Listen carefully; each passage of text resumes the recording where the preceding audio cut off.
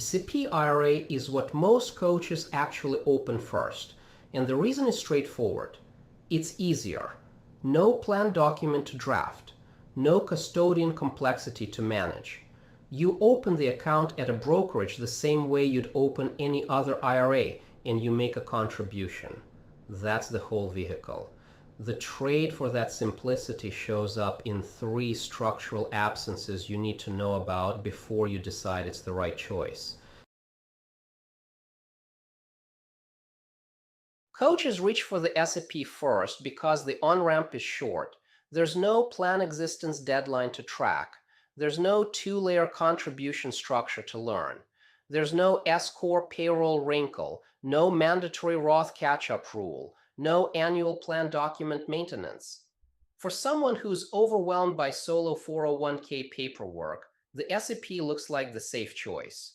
Whether it's the right choice depends on your income, your retirement timeline, and whether the contribution ceiling difference matters more to you than the setup savings. Here are the 2026 mechanics. Employer-only contributions, no employee deferral component, which is the first structural absence. Ceiling is the lesser of 25% of compensation or $72,000. Compensation cap is $360,000. Same publication 560 Worksheet 1 mechanic as the Solo 401k for sole proprietors. Effective rate is about 20% of net profit, not 25%. No catch-up provision at any age, including the Secure 2.0 Super Catch-up for ages 60-63. No Roth option. 3 absences that hurt specific cohorts. 2 real advantages keep the SEP relevant. Simplicity is one. The vehicle opens like a regular IRA. No plan document to maintain. No annual administrative obligations the way a solo 401k carries. The other is the deadline. SEP-IRA can be opened and fully funded as late as the tax return due date, including extensions, October 15th of the following year for the current tax year. Discover in March that you had a great prior income year.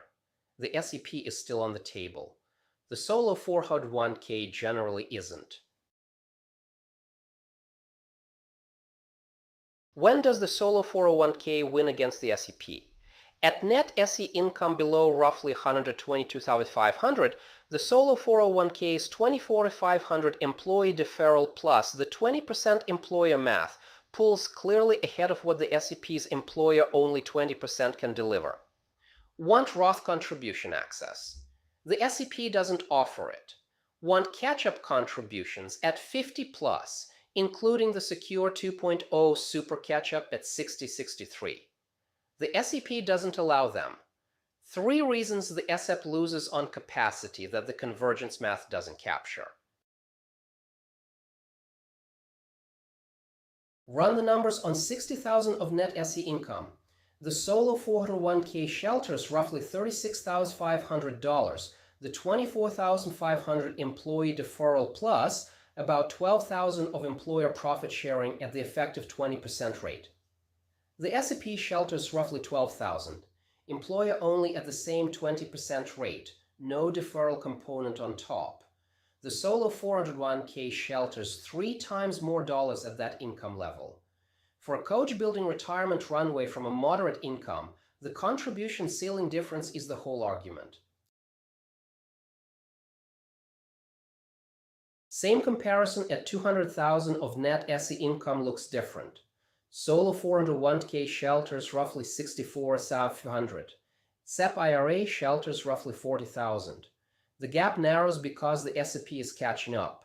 At 25% of compensation, higher income means the employer-only math gets closer to what the solo 401k delivers. At sufficiently high income, both vehicles converge toward the $72,000 combined ceiling, and the SEP simplicity becomes the deciding factor instead of contribution capacity. The line stays where it always sits. Which vehicle you pick, SEP or solo 401k, is a container decision. How much you can put into it, when the deadline hits, what the ceiling does at your income level. Those are container questions.